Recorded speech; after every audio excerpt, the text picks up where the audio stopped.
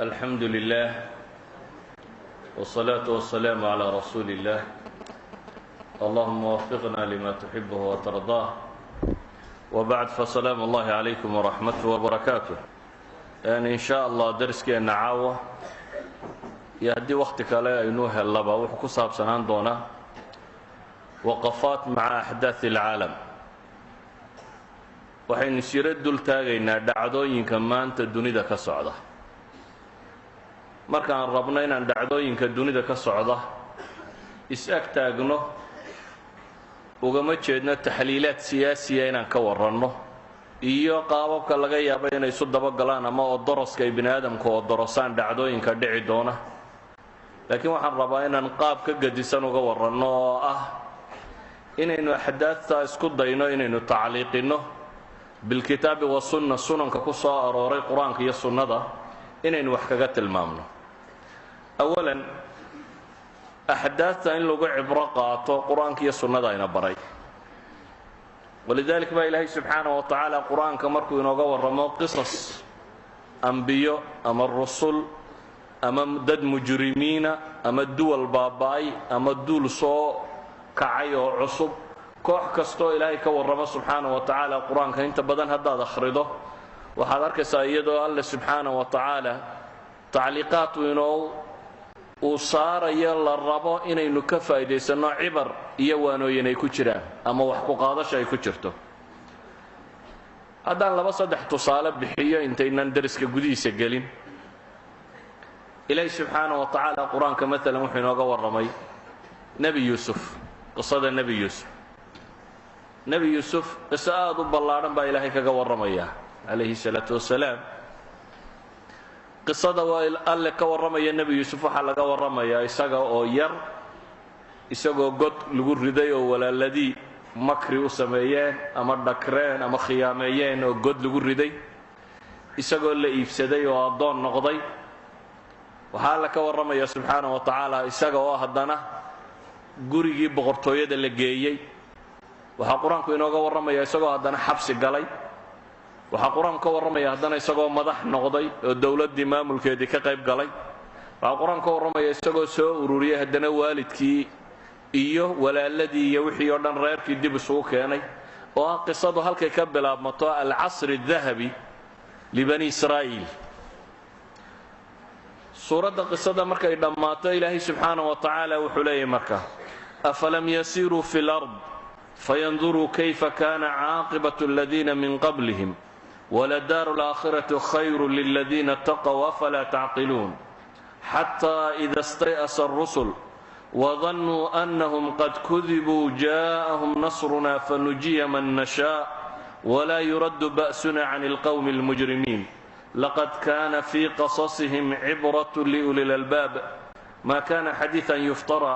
ولكن تصديق الذي بين يديه وتفصيل كل شيء وهدى ورحمة لقوم يؤمنون إلهي سبحانه وتعالى وحين ليه مركو قصة دير كورمي ميدان دول كمرين oo eegin kuwii hore ee dhaalimiinta ciribtoodii waxay ku dambaystay kayfa kana aaqibatu alladina min qablihim kuwan iyaga ka horeeyay ciribtoodii waxay ku dambaysay waxaa ilaahay tilmaamaya daarta aakhiro inay khayr badantay kuwa alla ka cabsada dabeetana ilaahay subxaanahu wa tacaala wuxuu inoo tilmaamayaa in dadka la itixaamo oo rusushu ay marxalaad gaadhaan ay dadka iimaankoodaba ka quustaan ama mujtamacii rususha la socda ay u maleeyaanba in loo been sheegay ama in rusushaba la beeniyey kudibuu aw kudibuu xaaladaas marka la gaadho baa ilaahay leeyahay subxaanahu wa tacaala ayaa waxaa yimaadabaa la leeyahay nasriga iyaga guushayada wakhti bini aadamku dhacdooyinku intay isku dul fuuleen xaddul ya'si uu ku dhadhowaaday ayaa ilaahay subxaanahu wa tacaala isbeddel ridaa dabeetana waxaa yimaadabaa ilaahay leeyahay jaa'ahum nasrunaa fanujiya man nashaa walaa yuraddu ba'suna cani alqowmi almujrimiin waxaa la badbaadiyaabaa ilaahay leeyahay ciddii alla doono kuwa mujrimiinta ana ilaahay subxaanahu wa tacaala ciqaabtiisa ayaa ku dhacda markii ilaahay xaaladdaa inoo sawiray xaalad xataa alambiyaa ay gaadhayaan oo dhib badan markii laynoo sawiray xaalad ma ku xigto oo ah farax iyo nasri iyo guul iyadoo la helay ayaa ilaahay subxaanaه wa tacaala wuxuuna leeyahy laqad kaana fii qasasihim cibratun liuli lalbaab qisaska aan idinka warramay baa ilaahay leeyahy subxaanaه wa tacaala cibro iyo wax ku qaadasha ugu sugan dadka cuquusha u saaxiibka ah walidalik waxaa habboon bini aadamku dhacdooyinka agtiisa ka dhacaya inuu si xooggan ugu fiirsado tii taariikhiga hore dunida soo martay inuu akhriyo o arko laakiin ta uu la nool yahayna inaanu haafil ka noqonin dhacdada iyo sida loo tacliiqiyo maalan haddaan laba xadiis tilmaamo xadiista nebiga calayhi salaatu wasalaam ka mid ah iyadoo dagaal laga baxay oo qof dumari oo irmaan oo caanale ilmaheedii daydayayso oo dadkii sabyiga la qabtay ay ka mid tahay waxaad qiyaastaa hooyo goob dagaal joogta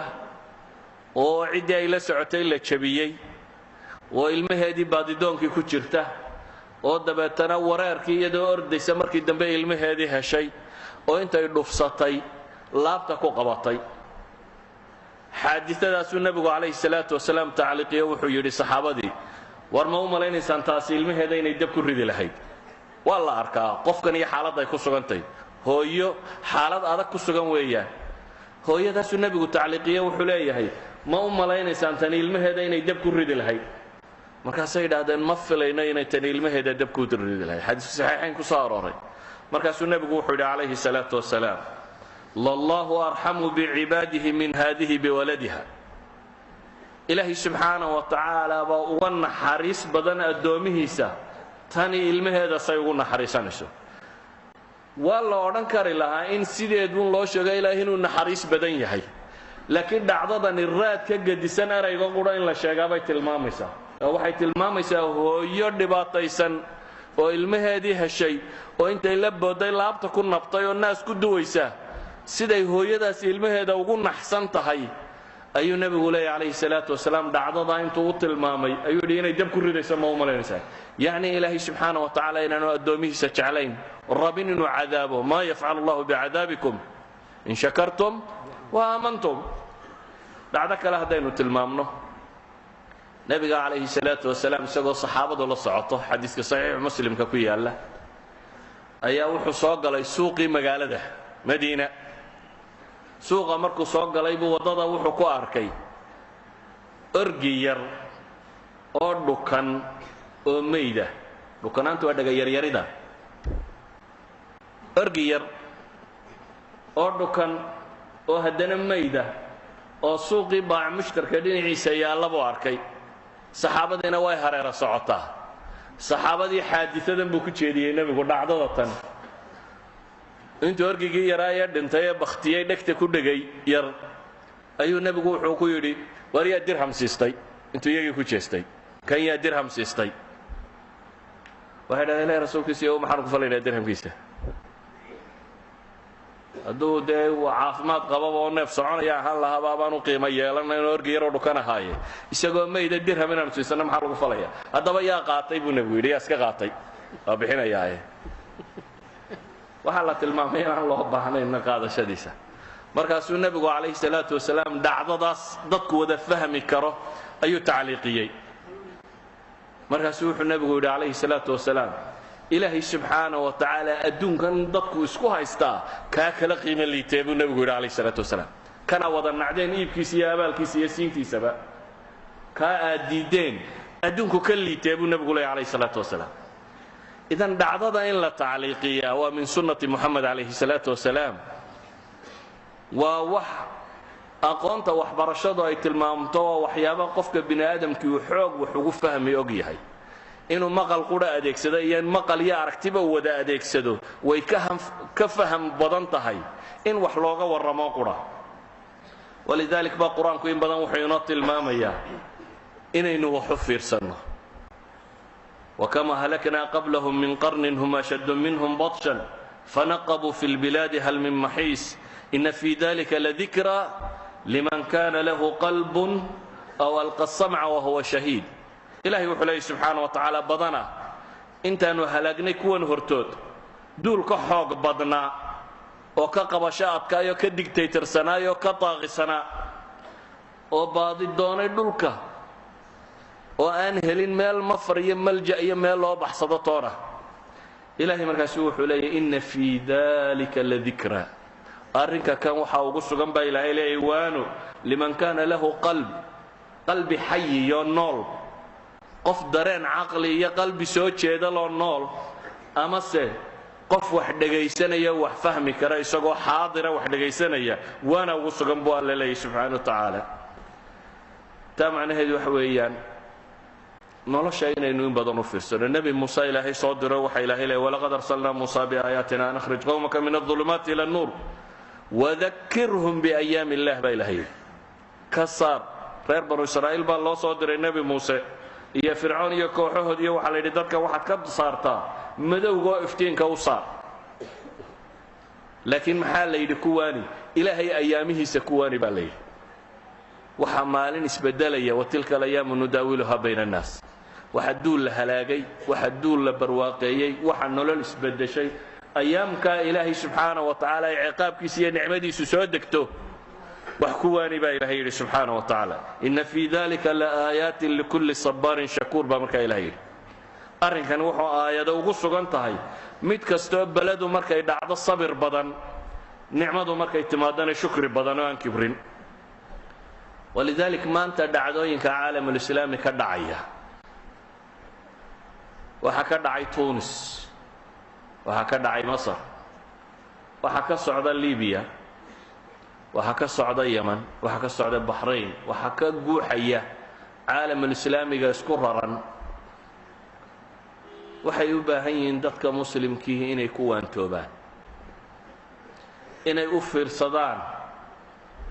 inay eegaan inay wax ku qaataan waqfada koowaad aynu tilmaamaynaa markaa waxay tahay dhacdooyinkaasi waxay muujinayaan ilaahay subxaanahu wa tacaala keligii inuu dunida maamulo gacantiisana tadbiirkeedu inuu ku jiro cid la maamushaana inaanay jirin tabaaraka aladii biyadihi اlmulk wa huwa calaa kulli shayin qadiir ilaahay subxaanahu wa tacaala in gacantiisa ay ku jirto adduunkan maamulkiisa dhammaantii oo isagu siduu doono u galo waxaynu ka dareemaynaa aayaadka ilaahay leeyahy subxaanahu wa tacaala qul nebi maxamed baa ilaahay wuxuu leeyahy dadka waxaad ku tidhaahdaa qul yaa muxamed linnaas calayhi salaatu wasalaam maxay ku dhabaa la yidhi allahuma malika almulk tu'ti lmulka man tashaa وتنزع الملك ممن تشاء وتعز من تشاء وتذل من تشاء بيدك الخير إنك على كل شيء قدير وحددك وغورنتابا إلهي إلهي سبحانه وتعالى إلهي سبحانه وتعالى ملكي دمانتي إني قعنتي سكوشرته عدو دونا إنو سقو السيو عدو دونا إنو كسي بابا ليل ملكي قال لما تشعلين لقطبه waa la isku nabaya laakiin waxaad arkaysaa qaar isku nabayo rabbi ka siibayo oo iyagoo keligooda la tuuray caalamkaynu maanta joogno xoog bay u muuqdaan shaashaadka telefishinka markaad aragto ayaad ka arkaysaa iyagoo le fahamtukum aci ma tatlabuun warratumuuni iyagoo dhawaaqaya ilaahayna nasci buu ku tilmaamay inuu siibayo laga siibayo mulkiga ciddii la doono waxa rabbiina leeyahay cidduu doono isagaa dulleeya cidduu doonana ciseeya waxay dhacdooyinkan arkaynaa qaar shalayto farta markay taagaan waddan dhani uu gariiri jiray ummaddan god madow ku guri jiray wuxuu yidhaha gowraca la gowrici jiray maantana caalamka kala sariiruu seexday iyo meeluu istaago dunida kala shalayna caynkaa ahaa ilaahay wuxuu ina leeyahay tuciz waxaad dadka u sheegtaa inuu alle subxaanahu wa tacaala mulkiga ka siiba cidduu doono oo cidduu doono uu kor yeelo cidduu doonana uu hoos dhigo arrinku inuu gacantiisa ku jiro idan mulkigu waa lilikhtibaari waalimtixaan madaxnimadu waa meel laysku itixaamo oo laysku eego waa mas-uuliya waa mas-uuliyaddii nabi muuse uu lahaa عسى ربكم أن يهلك عدوكم ويستخلفكم في الأرض فينظر كيف تعملون iyadoo la tumayo ay leeyihiin uudina min qabli an ta'tiina wa min ba'di ma ji'tana iyagoo leh intaana dhiman iyo intaad joogtay labadaba sidii baa naloo gumaystaan loo leynayay ayuu nabi muuse wuxuu lahaa casaa rabbukum an yuhlika caduwakum wayastakhlifakum fi lardi fayandura kayfa tacmaluun waxaa la arkaa in rabbigiin subxaanahu wa tacaala cadowgiinna uu halaago oo idinka dhulka laydin makansiiyo oo la eega dabeetana kayfa tacmaluun idan mulkigu waa imtixaan ilaahay subxaanahu wa tacaala qaar uu imtixaamayo uu ku raro oo lagu eego halkay kala baxaan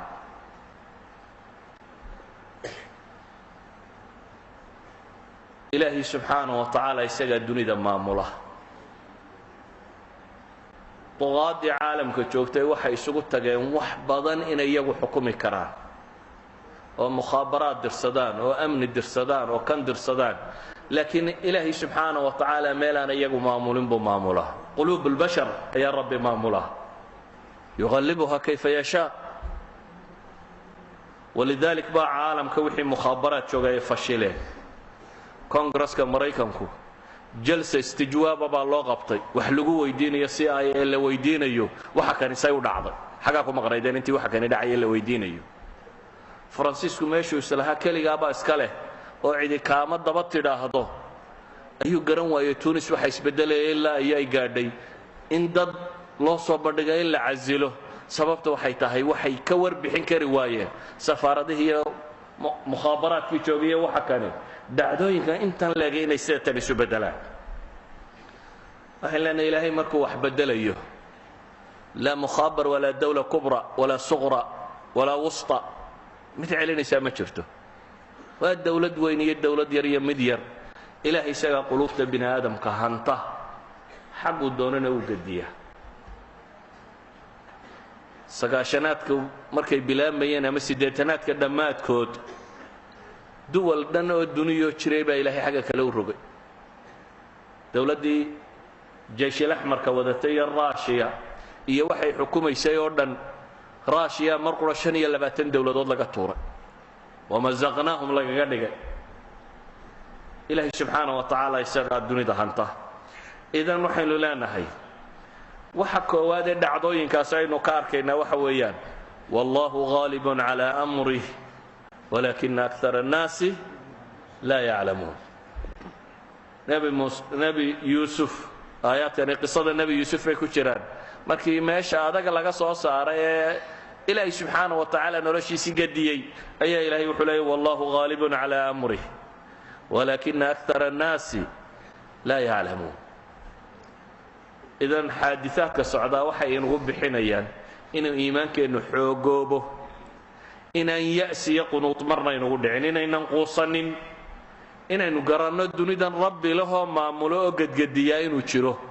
inaynu isaga ku xidhanno silo fiican la yeelanno inaynu ictiraafka isaga ka raadinno rabbi hadduu ku weyneeyo ina akramakum cinda allahi atqaakum ilaahay subxaanahu wa tacaala hadduu ku karaameeyo waad karaamoobaysaa hadduu alla ku yahaanayana waman yuhin illaahu mukrim ma jiro ka dambeeya cid ku karaamaynayso dambe haddii alla ku dulleeyo may jirto hadihi waaxida waa waqfada koowaad aan raba inaynu si fiican u fahmno waqfada labaad aan raba inaynu fahmnaa waxa weeyaan nihaayat الظulm waa zawaal dulmigu wuu tirtirmaa tirtiran buu ku dambeeyaa waa tirtirmaayo ilaahay baa subxaanahu wa tacaala qur-aanka wuxuu inoogu tilmaamayaa ha u malaynina maxay walaa taxsabanna allaha gaafilan cama yacmalu الظaalimuun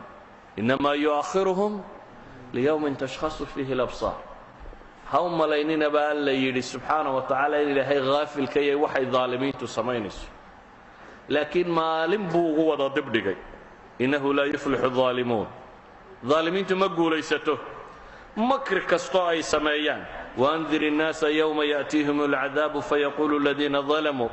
rabbana akhirna ilى ajalin qariib nujib dacwataka wanatabic الrusul awalam takunuu aqsamtum maa lakum min zawaal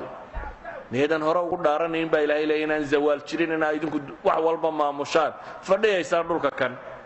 وسكنتم في مساكن الذين ظلموا أنفسهم وتبين لكم كيف فعلنا بهم وضربنا لكم الأمثال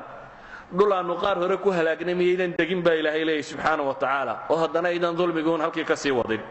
إلهي وحلاه وقد مكروا مكرهم وعند الله مكرهم وإن كان مكرهم لتزول منه الجبال مكري دقر كستوا سميين با إليه سبحانه وتعالى ilaahay baana agtiisa taallaa waxay dhagar sameeyeen oo dhan haba ahaada baa la yidhi dhagartay samaynayaan mid buuruhu la siibmaan ama dhagartoodu marna buuraha ma siibto inna saad u macnaysaba waxaan halka uga jeedaa ilaahay wuxuu inoo ballan qaado inaanay daalimiintu baxsanaynin laakiin waa qiyaamaha waxa kaloo laakiin sunnada ka mid ah qaar lagu cibro qaatana in adduunka alla dadka ku tusiyo كو آخر ما بحثني ظالم وحود دونها صوص سمايو إلهي وحليه سبحانه وتعالى بحثن ما يمالا كو حسابنا يو إيماني ثم إلينا ترجعون ويان حقا يقاو صودا نغنيسان هذا نوحى إلهي سبحانه وتعالى سنة دي سكمد وقرآن كي نقول بريا قار لغو عبرقاتين جيران ظالمين دوني دا قوضيو كبرتي oo ilaahay subxaanahu wa ta'ala ihaanadooda iyo dulinimadooda dadka tusiyo si ay ugu cibro qaataan aanay aakhiraba u sugin kuwa waxa kamid ahaa oo quraanku inooga waramay fircawn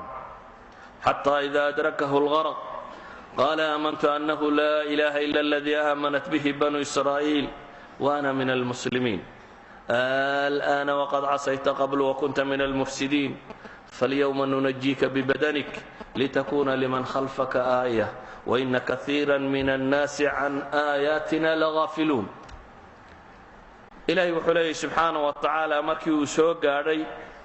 وحقوق كبرو إسوين يما مركي داتكو هلالي بيوه قادين ظالمين توحي وضا يقانين لحظة قيرها كجيران أي إدادان هدان وحفهمنا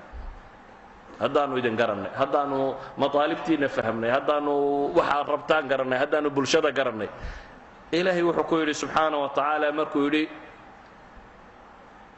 آمنت أنه لا إله إلا الذي آمنت به بنو إسرائيل وأنا من المسلمين بكل واقع وحن رمي غير بنو إسرائيل كي رميين وحانا كم من نغور يقوى مسلمين تا وحلو يلي ما هدات هوي كانت ما هدات تمي وقد عصيت قبل وكنت من المفسدين كذب إلهي وحليه فاليوم ننجيك ببدنك قومم هردول كلا لقوية أما لهلاقي أما بدل القدر يا معينك لكن فرعون إلهي وحليه فاليوم ننجيك ببدنك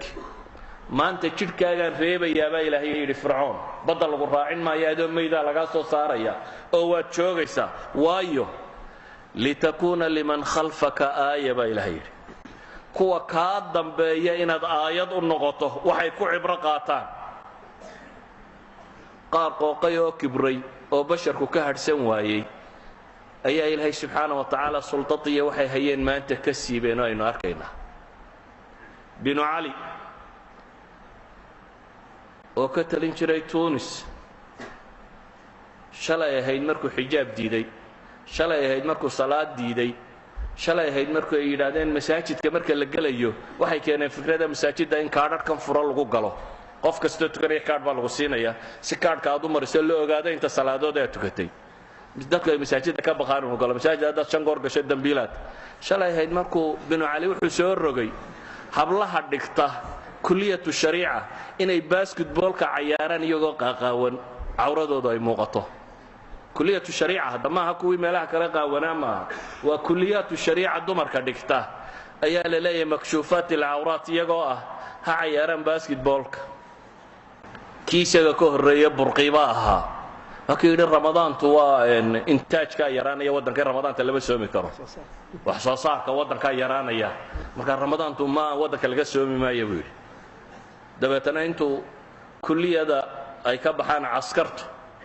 كلية ميليتريكا كلية الحرب انتو soo galo oo saraakiishu fadhido ayaa waxa la daba socdaa kili shaaho Chinese dabeetana waa Ramadan intuu ugu shabaabo ila cab qofka cabdi waayo la dilaya ma wala xidhaya waa Ramadan wuxuu leeyahay intaajka waddanka yaraanaya waa idinkaa saraakiishii waddanka waa in idinka laydinka bilaabaa cabtaan banu calayhi intaan beledu ku kicin dooda miiska saarayd waxaa ka mid ah aadaanku inuu muscij yahay oo dadka laga joojiyo aadaankan tirada badan leh in la kala joojiyo kii caynkaa lahaa ayaa ilaahay ku soo kojiyey markaasuu isa soo taagay isagoo leh fahamtukum isagoo leh waan idin gartay waxa aad doonaysaan hana garane tag baa lagu yidhi markaasuu duulay dunida ilaahay ballaadhan baa meel qaadata la waayey kuwii ugu dhadhowaa markuu cirka maraya ilaahay hanoo soo gelin yurub oo dhan baa soo eriday shidaalku intuu ka dhammaan gaadhay buu maalda fadhiistay maaldaa tidhi shidaal baanu kuugu shubaynaa na dhaafun dayaaraddaa mar kale loo shidaaliyey waa duulay haddana mooyi sacuudiga cimro iyo dee wuxuu sheegtay ee sacuudiguunbaa la keenay markii dambe addunya kullaha ninkii shalaytoo dadka diidanaa in xataa salaad la tukado ayaa meeluu cagadhiga adduunka ka waayey waxaan leenahay haddii fircoon ilaahay leeya falyawma nunajiik bibadanik litakuuna liman khalfaka aaya aayaddu maxay ku gebagaboobaysaa waina kaiira min annaasi can aayaatina lagaafiluun baa ilaahay yidhi markii fircoon badankiisa laynoo reebay si ay dadku uga cibro qaataan ayaa haddana rabbi wuxuu leeyahay dadka in badan baan ilaahay aayaadkiisa arag boo ka dhegala haafila kuwii shalay caynkaasiyo maanta ooyaya ama baryootamaya markaad aragto inaad haafil noqoto maaha oo inaad ilaahay aayaadkiisa fahamtaa inaad garato yucizu man yashaa wa yudillu man yashaa inay isaga gacantiisa wax waliba ku jiraan oo ilaahay cidduu doono uu karaameeyo uu sharfo cidduu doonana inuu duleeyo aalimiinta ilaahay wuxuu ballan qaaday inuu aakhiro xukumayo dhammaantood laakiin waxaan leenahay dunida waxaa laynayidhi inay aayaadka si ay u fahamtaan qaar baa tusaale laydinka dhigayaa baa la yidhi subxaana wa tacaala qofka marka la naco nabigu calayhi salaatu wasalaam xadiidka saxiixa wuxuu leeyahay وإذا أبغض عبدا دعا جبريل فيقول ربي مركو قف نعه جبريل بال رب الله الله ووحي هذا جبريل إني أبغض فلانا فأبغضه جبريل وهبل وان عبار ربي هذا أدقون النع فيبغضه جبريل بنبي عليه الصلاة والسلام تبترى جبريل وان نعه الله مركو نعي إيه جبريل نعي أي ثم ينادى في أهل السماء أهل السماء الله دواقاه dabeetana waxaa la dhahaa in allaha yubqidu filanan faabqiduuh ilaahay hebel waa nacay idinku naca fayubqiduuna iyana waa nacaan samada waxa joogoo dhammee malaa'igina waa nacdaa uma tuudac lahu lbaqdaa'u fi lardi buu nebigu yidhi calayhi salaatu wasalaam dabeetana nacaybkaasaa dhulka loo dhigaa oo dunidoo dhan baa nacda niman duqaad ahaayo shalay kibrayo qooqayo ilaahay makhluuqaadkiisa ku kibrayey oo dunidoo dhammi nacdaynu tiiviyada ka arag gaal iyo muslim cid tidhaahda war meel baanu ku seexinaynaa laga waayey miyaan ahayn kuwii ilaahay nacay gaal iyo muslim la waayo qof meel seexiya la malja ilaahay qur-aanka wuxuu ku leeyahay waatbacnaahum fi hadihi اdunya lacna wayowma alqiyaamati hum min almaqbuuxiin baa ilaahay yidhi qaar buu alla ka warrama markaasuu rabbi wuxuu leeyahay dunida cadha ilaahay baa ku dhacday aakhirana kuwa maqbuuxiinta ah ayuu ka mid ahaanaya kuwa la fogeeyay aakhirana ka mid ahaanaya rabbi subxaanahu wa tacaala isagoo raba inaynu waana qaadanno markaynu aragno dad duqaad ahaayoo qooqayoo shalayto kibray oo ilaahay khalqigiisu uu ka fadhihi waayey ayaa rabbi wuxuu ina leeyahay kam tarakuu min jannaatin wacuyuun وزروع ومقام كريم ونعمة كانوا فيها فاكهين كذلك وأورثناها قوما آخرين فما بكت عليهم السماء والأرض وما كانوا منظرين إلهي وحليه سبحانه وتعالى بدنا وحي كتغين بيره إيا بساتين إيا زروع إيا مقام كريم ولغو راحيسته إيا النمعو أي كبر عريستين وحي هيستين تربضنا ينبا إلهي سبحانه وتعالى nimanka dunida meel ay ka seexdaan lahaa binu cali gurigiisii markii dib loo jabiyey derbigu lacag buu ka samaysnaa derbiga gurigiisa markii la soo jafo bini aadamku markuu dhergi waayo account iyo ku gur meel kasta markuu ku guro haddana wuxuu ku guray derbiga gurigiisa euro iyo ay ku jiraan iyo dollar derbiyada gurigiisa ay soo jajabiyeen markaasaa tviyada dunida loo soo bandhigay iyadoo euro laga faqayo waa lacagtii iyo dollar laga soo faqayo oo guriga derbigiisa lagu wareejiyey kuwaas waxaasoo nicmaa haystay ee haddana ilaahay khalqigiisa gaadhsiiyey gaajo daraaddeed inay isgubaan ka la yidhi wuu isgubay jaamacad buu ka baxay markuu jaamacad ka baxuu shaqo waayey markuu shaqo soo waayey kale ayuu yaanyo tamaandho suuqa la fadhiistay islaan yaroo askariyada u timiyo intay dhirbaaxa labada indhood ku dhufatay tiri suuqa kuma iibin kartid tamaandho cadhadiibuu meel kale uu dhaqaaqaba garan waaye uu isgubay waa nacasnimo in la isgubaa sharciguna ma bannaynin laakiin waxaad dareemaysaa qofkan bini aadamkaasaa nolosha loogu cidhiidhiyey ilaa la gaadhsiiyey inuu isgubo kaa dadkiisu ay isgubayaan gaajo daraaddeed iyo karaamo darro daraaddeed ay isla gubayaan ayaa derbiyada lacag ku samaystay ilaahay wuxuu ina leeyahay subxaana wa tacaala markaa famaa bakat calayhim asamaa'u walard tegistooda cirka iyo dhulka midna uma ooyin wax ilaahay makhluuqaadkiisa u ooyaya kuwa miya aragteen maya famaa bakat calayhim asamaa'u walard wama kaanuu mundariin milyaaray ka tageen milyaaradu waa bilyanno qaarkood baa waxaa la tilmaamayaa kan waar ka kac waddanka loogu taaglaayay qadaafi iminka intay lacagtiisa sheegeen bay waxay leeyihiin 4 sannadood barjedka dawladday ka badantay dawladda libiya 4 sannadood barjedkeed waxa ka badan bay leeyihiin hantidu isagu haysto oo xaquu ka keenay askari yaro wax inqalaabay buu haayay wixii dadku urursaday waxay umadu lahayd weeyaan waxa la ururiyay maaha wax meel cusub ka yimi usarkan lagu tilmaamayo inay qaniinimo dhaafeen waa wixii dadka ay boobeen kuwa darbiyada lacagta ka dhigtay maanta waxay leeyihiin malja iyo manja iyo meel ay galaan bay leeyihiin daaqat dhulka ku cidhiidhiyoomay wax uu ballaadhan yahay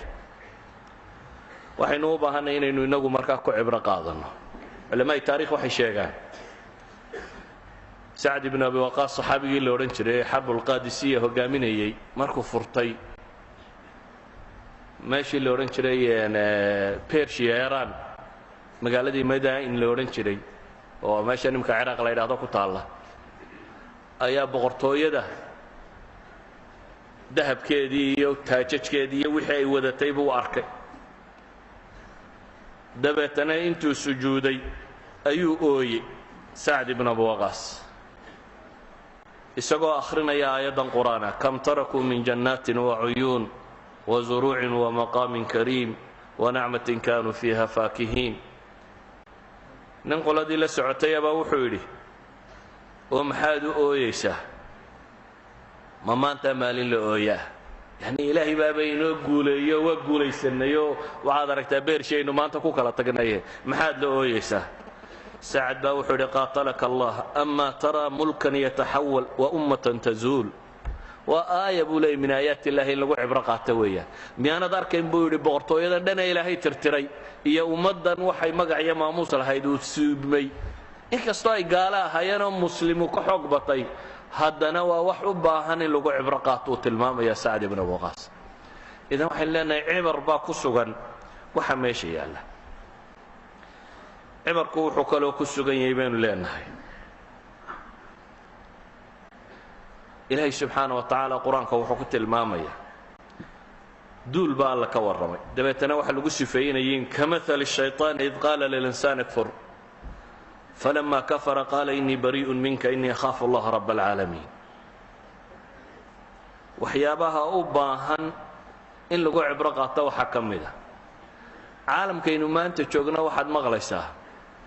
switzerland bangiyadeedii baa waxay joojiyeen xoolihii qadaafi bangi hebel ingiriiska wuxuu joojiyey xoolihii kan dacwaad baa la wada furtay waxa la joojinayaa maxay 103 qof oo bina cali dadkii ku xidhnaayo xoolahoodii waxa la joojinayaa baa la leeyahay qoyskii ka tagay masar xusni mubaarak iyo intuu xukumayay waxa la joojinayaa baa la yidhi qadaafi qoyskiisa iyo waxay haysteen lacagayowga markay isku dardaraan mid waliba wuxuu ka badan yahay wax ku dhadhow 100 bilyan oo dollar oo boqolaalkan bilyan markii hore la xadayba waa la arkayay maxaa loo odhan waayey war dad kale ha ka soo qaadanina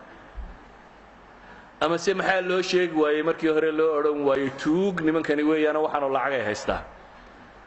maantay dhaceen baa laga daba qayliyo waxaa la yidhi xisaabaadkooda ha la xidho maxaa keenay maantay dhaceen in xisaabtooda la xidhay yacni waxaa muuqata dunidu xuquuqda bini aadamka iyo insaaniyaadka iyo waxaasi waa dawlad waliba gudaheeda iyo dadkeeda laakiin inta kale in la boobiyo in la dhaca waxaad mooddaa inay tahay maxay shariicada caalamkan maanta taalla marka taalle laga tago shariicat ilqaab inay tahay in wax la boobo waayo waxaa maanta la leeyahay accountyo sirriya iyo kuwa calanaba la sheegaya tirada badan leh waxa lacag ku jirta ee la tilmaamayo markay meesha haysteenba soo lama arkayn inay tuuga ay soo dhaceentay maa walbay xoolo ay lahaayeen ay jeebka keeneenahay maa walbay shaqaysteen maa walbay si kale ku timi waxa meesha ka muuqda waxa weeyaan كمثل الشيطان إذ قال للإنسان اكفر فلما كفر قال إني بريء منك إني أخاف الله رب العالمين وإن لنا عموما وحموقتون ربي سبحانه وتعالى إنه ينطل مامي إنه لا يفلح الظالمون وكما أهلكنا قبلهم من قرن هم أشد منهم بطشا فنقبوا في البلاد هل من محيص ما الله كعينا نشرين هدو إلهي قبطه سبحانه وتعالى مسألة أفراد أن تلمام يا وحي تهي الحرية بني آدم كونه حر نقضه إنه حر نقضه عقيدة ديسة يهو حر ما يسنيه إنه إنسان كرامة له حر نقضه رأيه سيارة اكتديسة إنه شيئا كره إنه حر نقضه مطالب تيسة شرعية ابن آدم نمي الدين باي وقلين إنه طلبان كره inuu xor noqdo uu karaamo yeeshaa waa waxa insaanku insaanka ku yihi walaqad karramnaa bani aadam karaamada waa wuxuu insaanku ku leeyahy hadduu bini aadamku xorriyadda waayo laa ibdaaca walaa ra'ya walaa mashhuurata walaa insaaniya biduuni xorriya waxba ma jiraan walidalik baa ambiyadu ilaahay subxaana wa tacaala wuxuu ku soo diraa inay dadka xoreeyaan oo ka xoreeyaan macbuud hayrullaahiya oo ay dadku u xoroobaan rabbigood oo keliya inay caabudaan makhluuqaadka dhammaantoodna inay ka xoroobaan oo aanay caabudin inay dadku xoroobaan oo ka xoroobaan cid aan ilaahay ahayn inay ka cabsadaan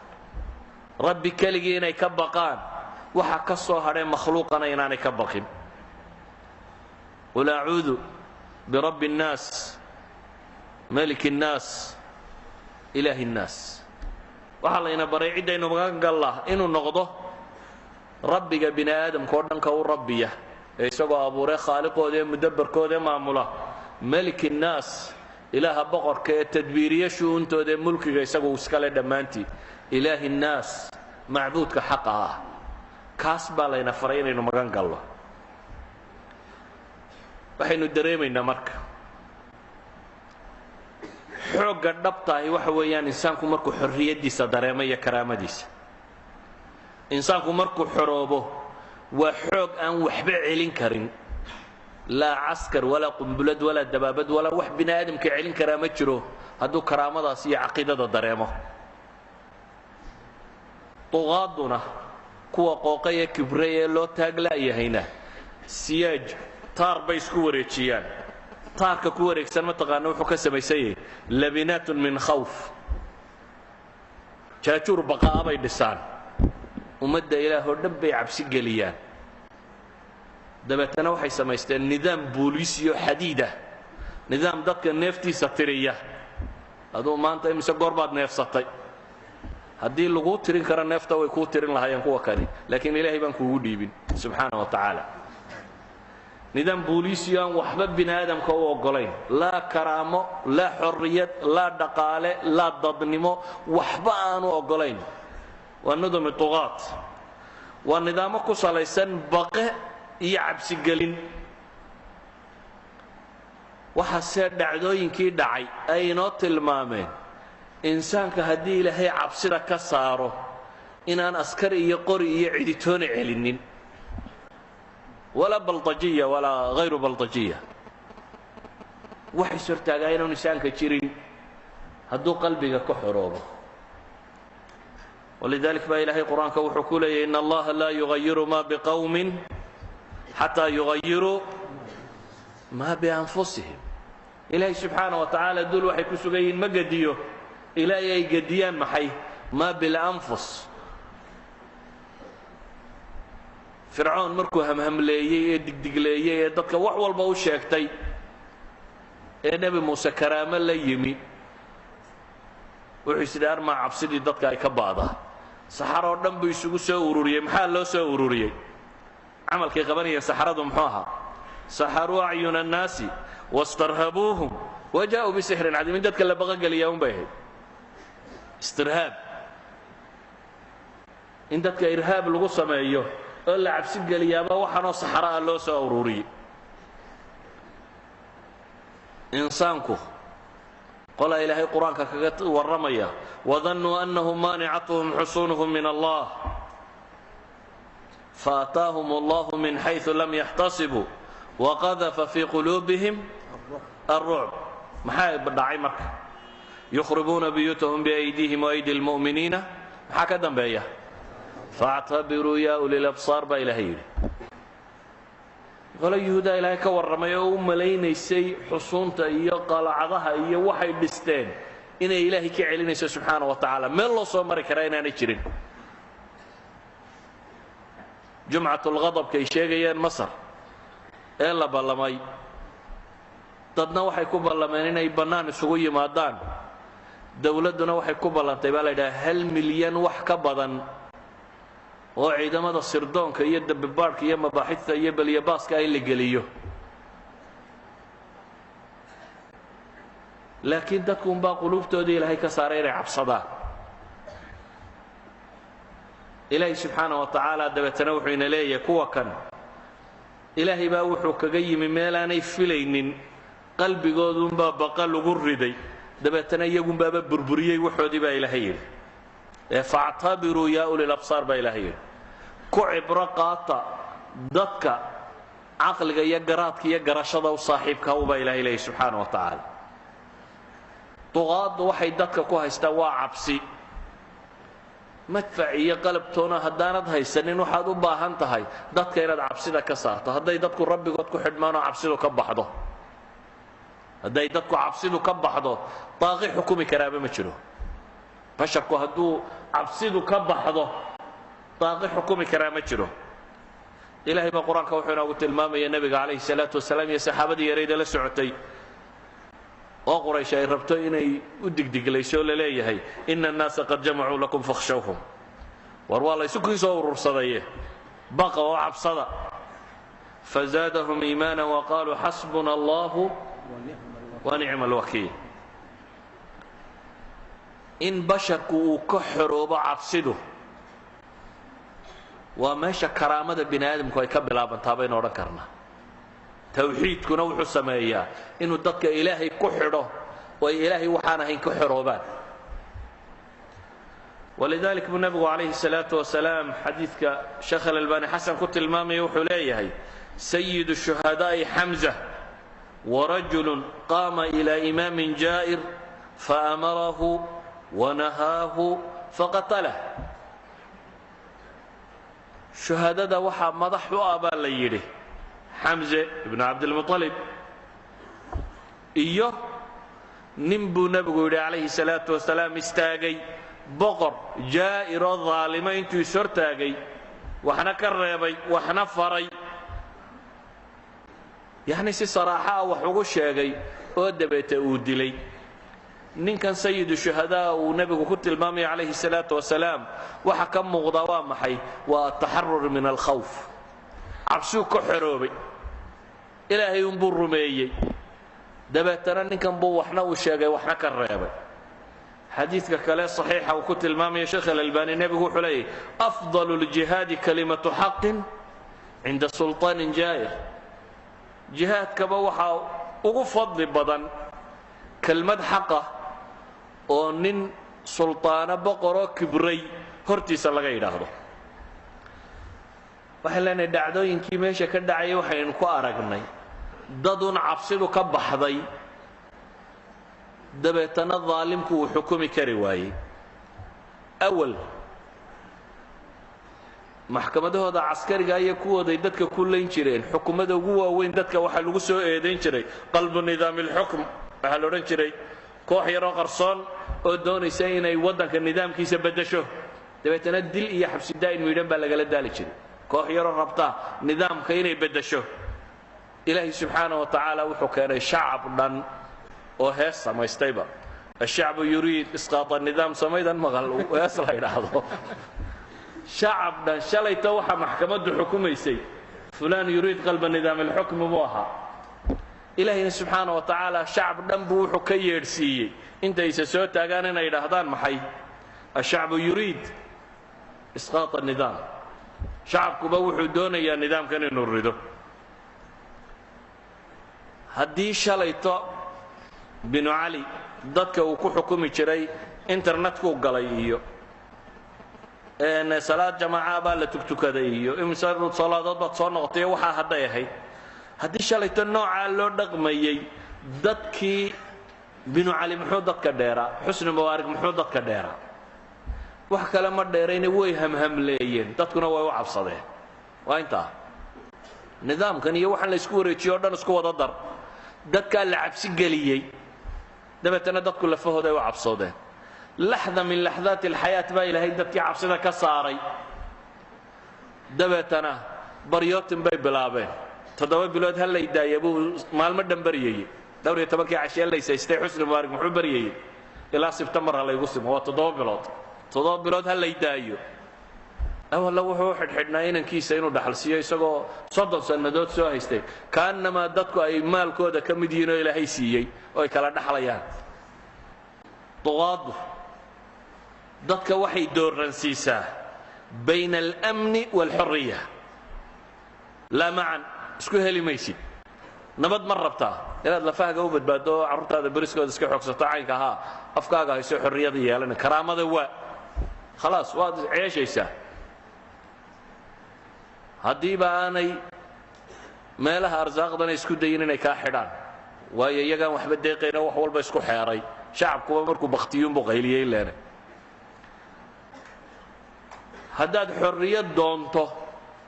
iyo inaad qof karaamo la noqoto, waad amni waayaysaa. ama waa inaad noqotaa laaji qaxoontiyo dunida meelaha fardhanaya, ama meelaha qof qaxoonti laga siiyey waa inaad noqotaa, ama waa inaad xabsiga ku waartaayoo lagu dilaa.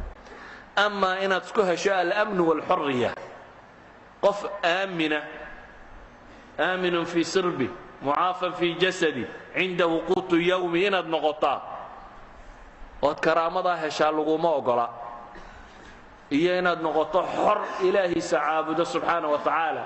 waana cid kale caabudin, cid kale ka dambaynin. labadaa iskuma helaysid bay duqaadu leeyihin. mid dooro. inta daaqigu jooga waa inta shacabku beriska uu doortay iyo nabadda iyo intaa. daaqigu goormuu tagaa?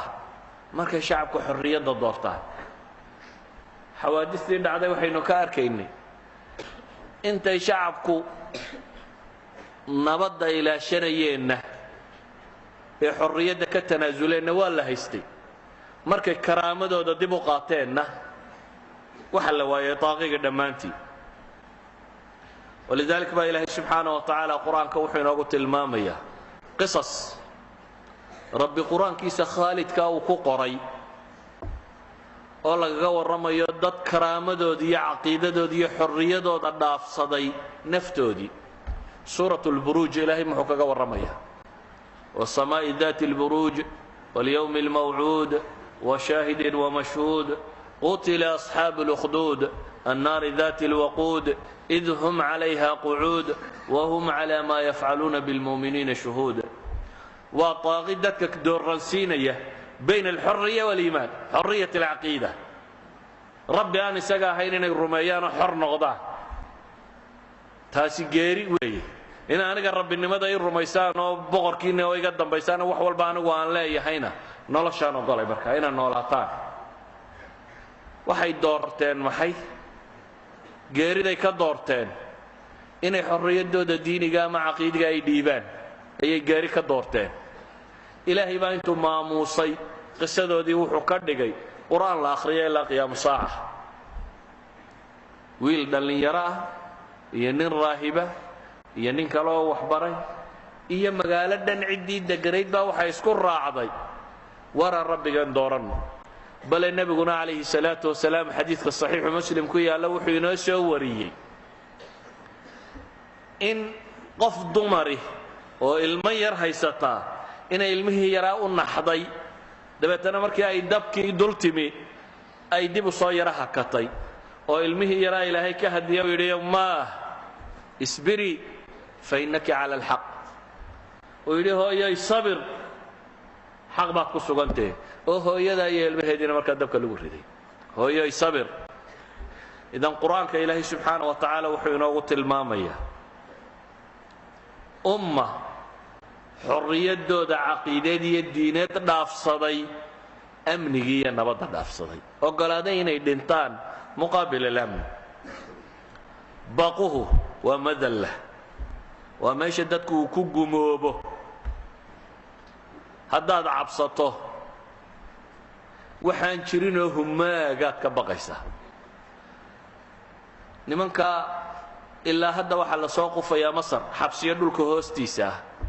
dhulalka qaarkood lafa bini aadan baa laga qufayaa waxaa la qufayaa wax aan laga warrami karin nin masiixiyo xabsiyada masar mid ka mida ka soo baxaa la waraystay waraysigii laga qaaday baa midi wuxuu ka qoray kitaab yaroo la ydhaha naafida cala aljaxiim daaqadii jahannama daaqadii jaxiimay u bixiyeen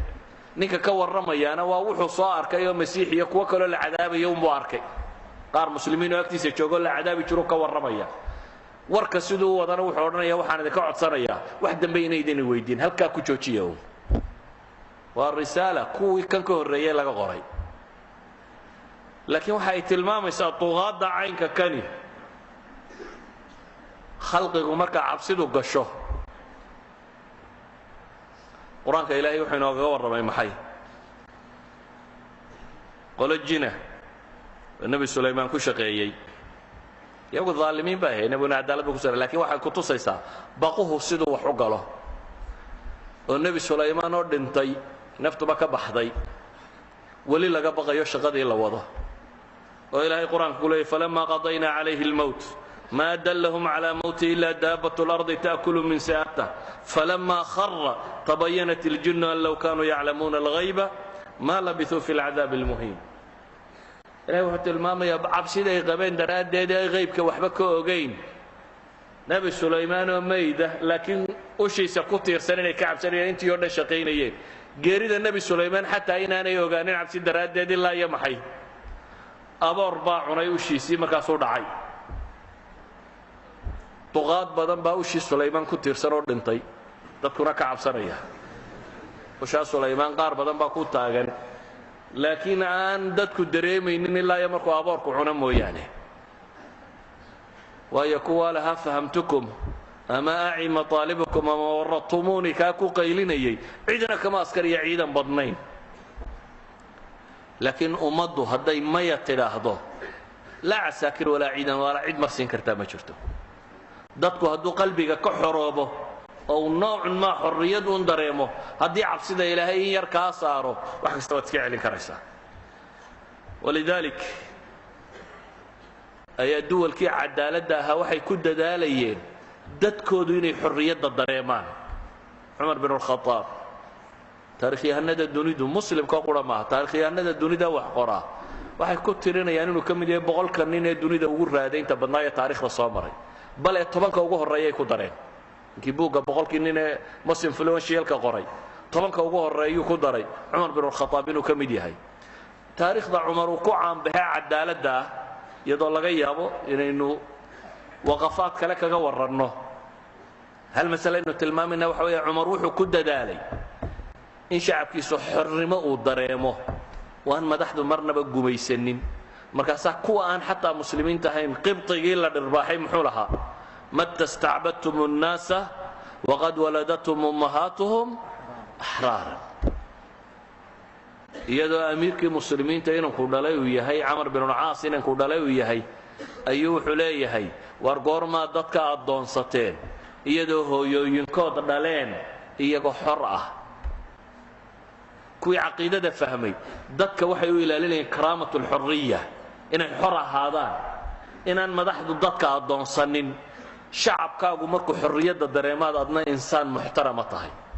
markaasuu Cumarna qof muxtarama noqday oo masaajidda iska seexday meelahaasi oo inta boqor la soo baadi doonaan la waayo guriga laga waayo oo loogu yimaado isagoo gurigiisa iska dhinac jiifa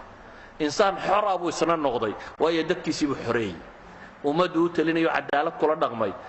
marka dadka hanti lagama simi karo si cadaalad baa laga simi karaa haddaad cadaaladda ka sinto oo ay ka mid tahay dadka inaad karaamadooda u ilaaliso inaad dulminin ee qofku xorriyadiisa uu helo qof kariima markuu noqdo adna kariim baad noqonaysa haddaad dadka wada la'iim ka dhigtana adna Lukaac ibnu Lukaac baad tahay markaa la'iimkii ugu weynaa baad markaa adna soo baxaysa walidaalika baa Cumar bin al-Khattab wuxuu ku dadaalayay been leenay inuu bulshada u ilaaliyo inay xorriyadeeda haysato waxaan leenahay markaas dhacdooyinkaas markaynu eegno waxaynu ka dareemaynaa waxa wax bedelaa inuu yahay basharka qulubtooda ilaahay markuu gadiyo caalamkoo dhan inuu si fudud isu bedelayo qalbigana ilaahay u baahanta qulubta haddii cabsida la geliyana baqahu hadduu galana inay dullowdo waanay ummad jirta iyo waxba toona aanay noqonin ummad kasta oo baqahu ka baxaana inay dad xorooba noqon karaan qolada duqaada ahina waxa ku wareegsanaya isku ilaaliyaan inuu yahay maxay labinaat al-khawfkaas qadiyada shanaad aan tilmaamina waxa weeyaan الاجتماع للتفرق كلنك يمدنمada shacabku isu yimaado inay tahay marbat الفوز والغلبة inay tahay meesha ay ku xidhan tahay xoog badnidu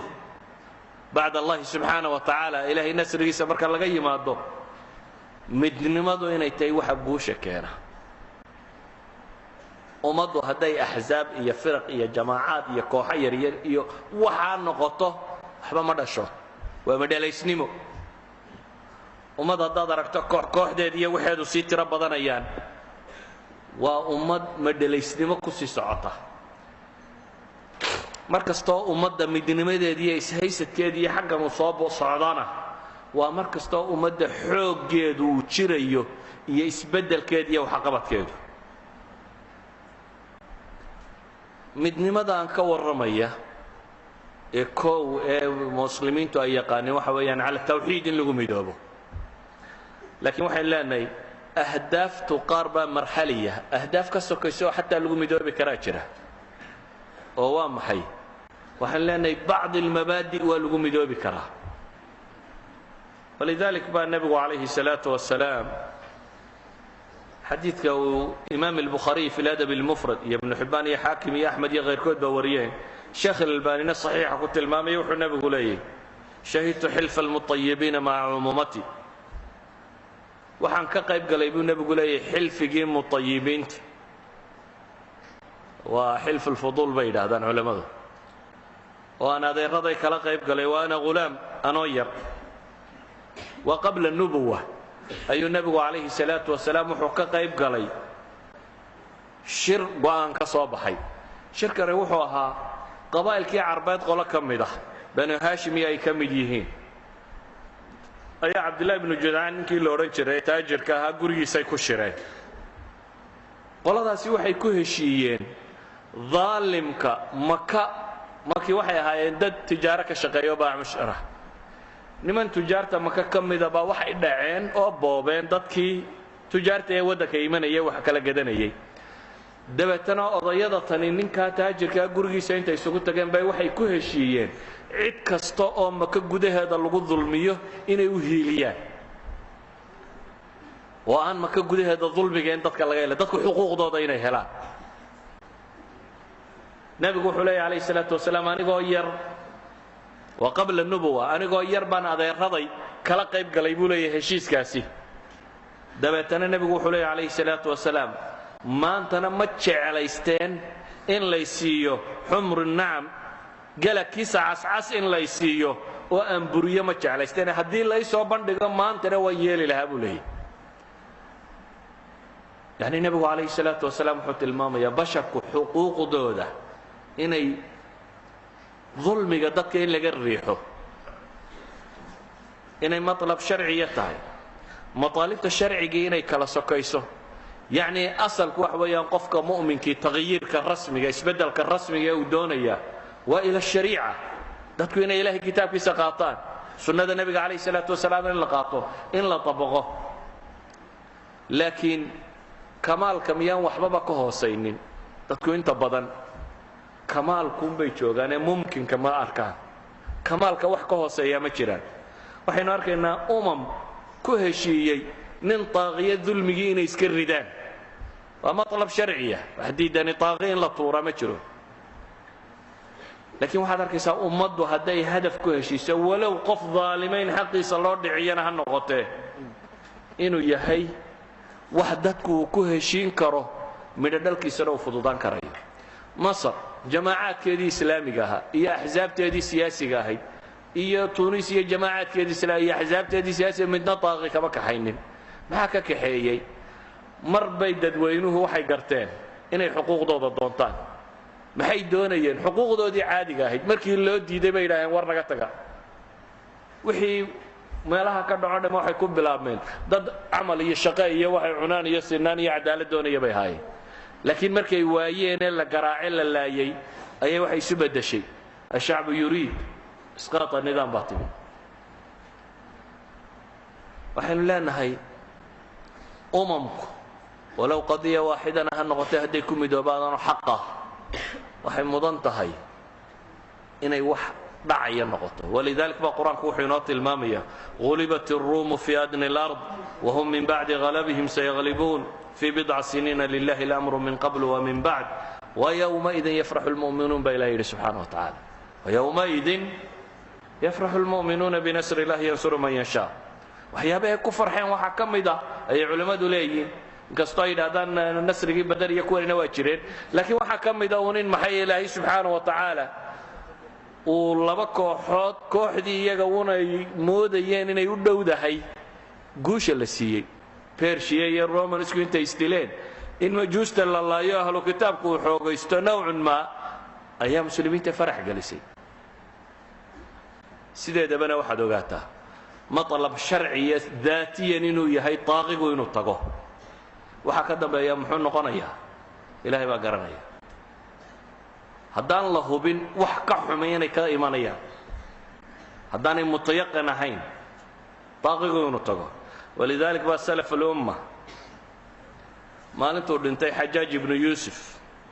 culamada taarikh waxay soo arooriyaan geeridii xajaaj baa xasan albasri oo dhuumanaya loo sheegay dabeetana ilaahay dartii buu u sujuuday culamada taarikh waxay soo wariyaan geeridii xajaaj ibnu yuusuf athaqafi ayaa cumar bin cabdilcaziis loo sheegay markaasuu ilaahay u sujuuday shukran lilahi ilaah taaqigaa dhaafiyey waddanka ibraahim inakhaci taabigii la odhan jiray waxa uu yimi xamaad ibnu abi sulaymaan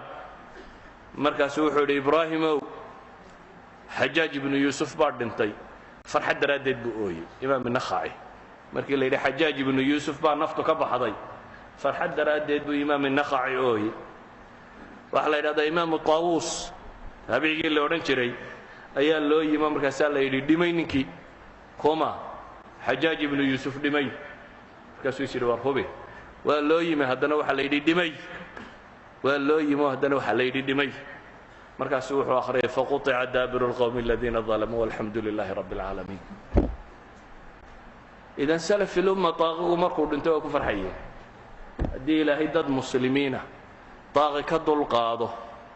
lana rajaynayo wax dhaama inay yimaadaan waa wax lagu farxa xajaajkaasi salafku ay farxayeen markuu dhintay milyaardama ka tegey ayaa u malaynaysaan xajaaj ibnu yuusuf safaak buu ahaa bay yidhahdeen culimmadu dhiigga nin daadiya laakiin waxay yidhahdeen wuxuu ka tegey 300 oo dirham iyo kitaab qur'aana uu haysan jiray iyo seef iyo intii la saarayay faraska iyo 100 dirc 100 qalabkan dagaalka loo xidho uu waqfiyey xajaajintaasuu ka tegay xajaajkaa lagu farxaya inuu dhintaa bal kuwan waxay dadka ka xadeen la leeyahay 4 goor bay waddan budgetkii noqon kartaa 4 goor waddan budgetkii ayaa nin qori wuxuu xadaya warkaasi markuu tago wax lagu farxa miyaanay ahayn caawa farxadda haydi ku joogto salaamu calaykum caawa farxadda haydi